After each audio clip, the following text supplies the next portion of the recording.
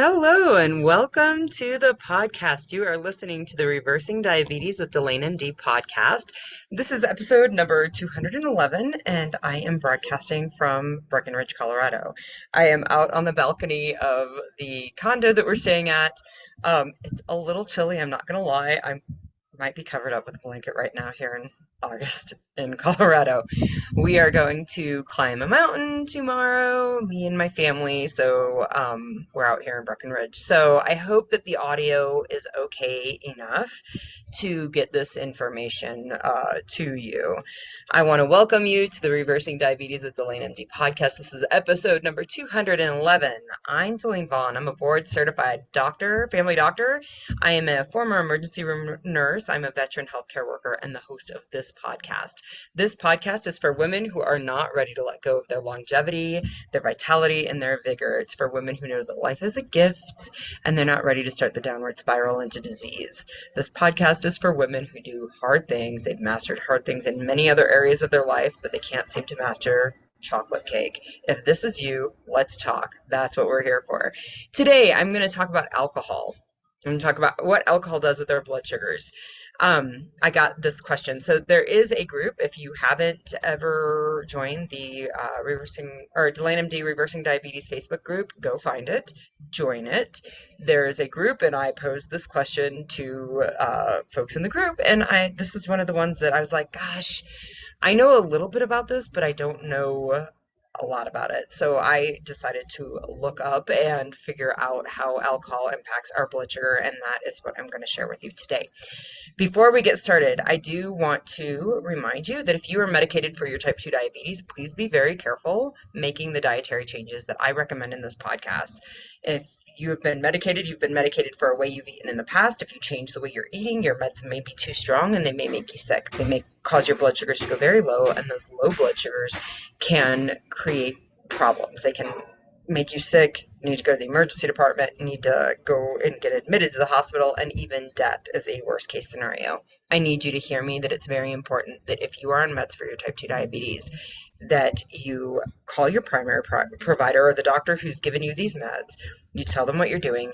You ask them how do they want you to communicate your blood sugar logs to them so that you can do that in a way that keeps you from getting sick. Okay? So they will guide you as you come off those meds, but you need to make sure you have a clear line of communication open with them so that you can be safe and not get too low. I also want to mention, rate this podcast. If you are finding benefits from this podcast, please rate it on whatever podcast app that you're using. Rate it there. If you're listening on my website or if you're listening to this on YouTube, definitely thumbs up it. Also share it with your friends. That sharing, that rating gets this podcast in front of other people. If you're finding benefits from this podcast, other people will find benefits too. Share it with them so that they can learn that you don't have to be sick for the rest of your life. You don't have to be stuck to the medical system for the rest of your life. You can be naturally healthy. Share this podcast, rate this podcast so people can hear that message. I also want to remind you, follow me on Instagram and Facebook, Delane MD on both places. You can you can join that Facebook group, Delane MD Reversing Diabetes. And then lastly, if you heard me talk about the webinar that's coming up on exercise and diabetes, it is coming up. I was going to do it this week and I moved it to next week. My mom ended up having a surgery. She's safe, she's well, she's fine, she's recovering without any glitches, but my week was a little crazy and I had to move it to next week. So it will be August 16th, 10 a.m. Central Time. You can find the registration form at Delane MD on Instagram on the link tree that's there, or you can find it in the Delane MD Facebook page also there. You can go to my website and you should be able to access it there as well at delanemd.com. So find that, register for that. I'm going to talk about all the things that exercise does, which is the most amazing. It's such a powerful tool to help you reverse your type 2 diabetes. So check that out. And lastly, before we dive in, if you're ready to reverse your type 2 diabetes, set up a diabetes reversal assessment call. If you're a woman with type 2 diabetes, you're worried, you're frustrated, you're confused about why you can't seem to fix it, this assessment call is a 45-minute Zoom call where we will talk and we will identify your biggest obstacles and why you haven't been able to overcome them. Okay. So if you're interested in that, please set that up. If you're interested in hearing more about my program and getting not only the group support that you need to help you reverse your diabetes, but also one-on-one support during your time working with me so that you can start reversing your type 2 diabetes. If that's what you're interested in, we can talk more about that in that reversal assessment call also. All right, guys, let's dive into alcohol. My understanding of the way I've understood it, and my understanding hasn't necessarily shifted, it's just maybe deepened a little bit. When we drink alcohol, alcohol is a poison. And I know that sounds really dramatic, and I get it that it's kind of disappointing because I like wine too. I like um, beer too. I like all of these. I like tequila too. I like all of these things. But when we drink alcohol, our body perceives it as a poison. And when we drink that poison, our body has to stop doing everything that it's doing in order to process and detoxify that poison. And what that means is we're no longer managing our other metabolic needs, right? We're not going to be processing glucose so that our cells can use it. We stop doing that. If we're in a fasted state, if we're fasting and trying to get the benefits of fasting, we're trying to get that autophagy, all of those good things that go along with fasting, our body stops doing that. We stop going through the process of lipolysis, which is the breaking down and the burning of our stored adipose tissue. We stop doing that. Okay, so there are all these things that our bodies stop doing when we have ingested alcohol. Okay, some of these things we are trying to stimulate our body to do. Ketosis is another great thing. Ketosis is a very beneficial, helpful biochemical situation to be in, a biochemical phase to be in. Very, very helpful. And your body shuts that down when we consume alcohol. And it does it because your body is trying to detoxify it. So that's how I've understood alcohol consumption by the human being. I read about 4 or 5 articles I looked at to research this. And basically, what happens is, one, there are 2 different phases. If you are fasted, your body manages alcohol, and what happens with our blood sugars and alcohol in a fasted state versus in a fed state is different, okay? And if you're short-term fasting, say 20, 24 hours versus long-term fasting, like 48 or 72 hours, your body has a very different phase or different response. But basically what happens is that your body blocks the production of glucose. It blocks your liver from doing what's called gluconeogenesis, so making glucose. It stops that when we consume alcohol. There's also a inhibition of, or a blockage, like a resistance, an insulin resistance. So it blocks the insulin receptor.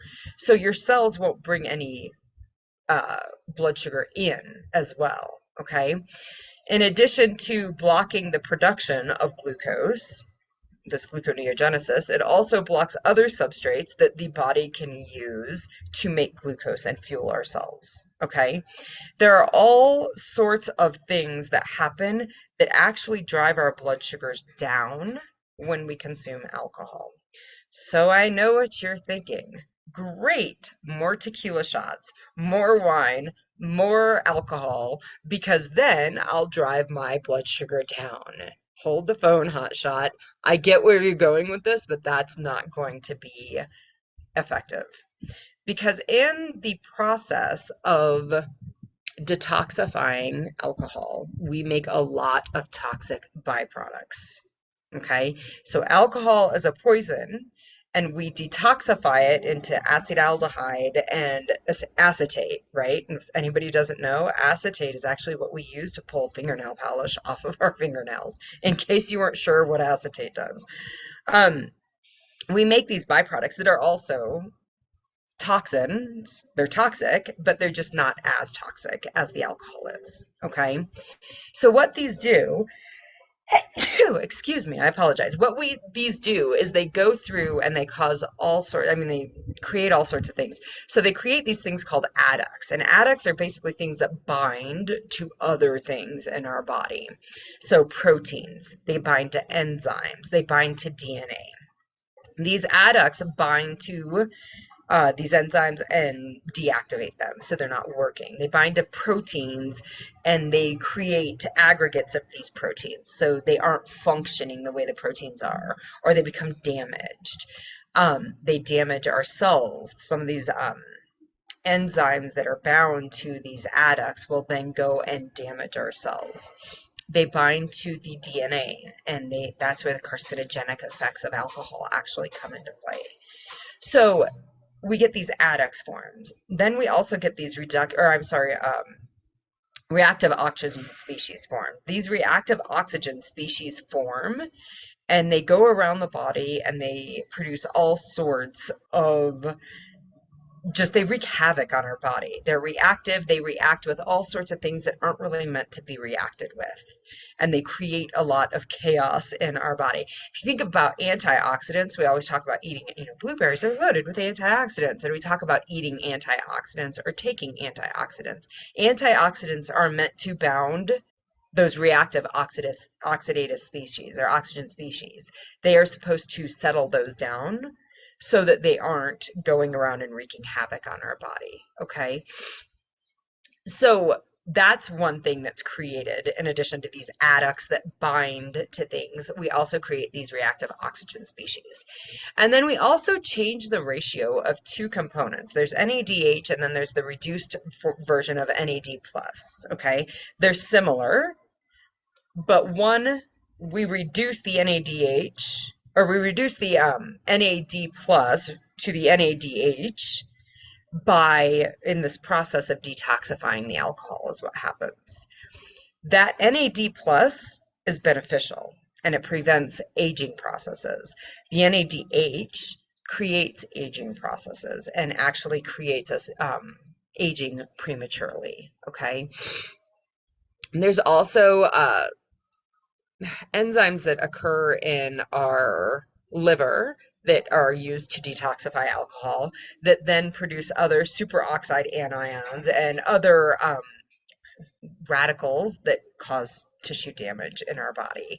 And again, the enzyme is trying to keep this toxic alcohol from being in our system, but it ends up detoxifying it into these multiple other things that are also toxic and damage tissues. There is another enzyme, catalase. It's thought to have a less prominent role, but sometimes in the fasted state plays a larger role in alcohol metabolism than it did in the fed state. So all of these things are happening. There's damage to our liver cells. There's damage to the brain. There's changes in the heart and the skeletal muscles. There's all sorts of things that are happening from these different products. Again, acetaldehyde is one of them, and acetate is the other main product that the alcohol gets converted into and that kind of runs around and wreaks havoc on our body. The effects of alcohol consumption on the blood sugars, again, this is going to be a process of there's blocking, like I said, it blocks that insulin activity in our cells, so we're not able to utilize the glucose the way we need to. In fact, I read one part of a study that talked about chronic alcohol use in the brain impacts the brain by actually converting the brain from using glucose as its primary source of energy to acetate as its primary source of energy. And so, of course, acetate is not as functional as glucose is, especially in the neuronal tissue. So I'm like, oh, that makes sense as to why we're pickling our brain when we're drinking alcohol. There's also the impact of hypoxia in the liver. So oxygen is used to detoxify. It's part of the pathway that we use these different enzymes that detoxify the alcohol. And that means that we're overusing oxygen in the liver where we're doing this detoxification. When that's happening, that's dropping the oxygen level in the liver to the hepatocytes so it can do the other things that it needs to do, and it's not able to do it, and it's damaging the cells. Kind of like holding your breath damages your brain or damages all sorts of other parts of the body. Like we need oxygen to live, literally. Like you can't go more than minutes without oxygen or we die, right? Or at least we pass out and start breathing again. So there were a lot of influence, like factors that influence this. Yes, different humans have different enzymes and different patterns of those enzymes and like amounts of those and concentrations of enzymes. And that is a genetically based thing. And some people will manage alcohol better than others because of those different enzymes. That's real. There are also factors that influence alcohol metabolism: gender, your drinking patterns, chronic consumption, your age. Again, this fasted or fed state changes it. But in general, there is all of this damage that's happening from the alcohol. So, what happens with this damage is we're really promoting inflammation through our body. So, there's the acute effect of the alcohol lowering our blood sugar, blocking the insulin, creating insulin resistance. Like that's exactly, I mean, like it turns off, it basically turns off the insulin receptor on the cell, which is what's happening with insulin resistance, right? The receptor's plugging its ear and it doesn't open up the cell the way it's supposed to in the presence of insulin. So that's it's a mimicked form of insulin resistance. So it's actually what they say in the literature is there is glucose intolerance. It worsens our cells tolerance to glucose because we can't bring it inside because we've blocked that cell, that insulin receptor. That's happening. But in addition to that, there are these oxidative metabolic pathways that are happening that create these reactive oxygen species, these adducts, all of these different inflammatory, it turns on inflammatory processes, cytokines, TNF alpha, which is a tumor necrosis factor alpha. It's this inflammatory thing that we see in cancers. Actually, TNF is a big cancer player. It turns on all of these super inflammatory processes that create cortisol that lead to, prolonged cortisol exposure is going to lead to insulin resistance long term. So when we're looking at alcohol and we're trying to consider, like, is this going to help my blood sugars? Is this going to, hurt my blood sugars? Again, one of the mentions in the Facebook group was like, every time I have a couple Michelob Ultras, my blood sugar drops. It does. Long term, it's going to worsen your insulin resistance, though. And certainly, again, you're consuming a poison. Like there's no other poison that we're like, oh, I think I'm gonna have a glass of cyanide today just to see how things go. You're consuming a poison. Guys, I get it. I love a good glass of alcohol, or a good glass of alcohol. I love a good glass of wine, and I love a good beer. I really do. Um, there is probably not an amount that you can believe is healthy. It is not going to be improving your blood sugars. And over time, the more you consume, the more you're worsening your insulin resistance, is really what I at least have uncovered in the medical literature and my understanding of the medical literature. So I hope that's helpful.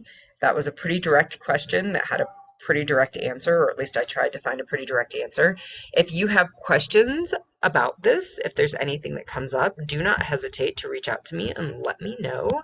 I am checking the chat and I don't see any questions in the chat. But if you watch this on a replay and you do have questions, if you're on YouTube and you're watching it on a replay, put it in the chat. I get notified and I'll answer that. Join the Delane MD Reversing Diabetes Facebook group. I go live in there a couple times a month and do question and answer segments. Join that if you're interested. If you're finding that these behavioral things, these dietary things are really the things that are hanging up your reversing of your type 2 diabetes, set up that diabetes reversal assessment call.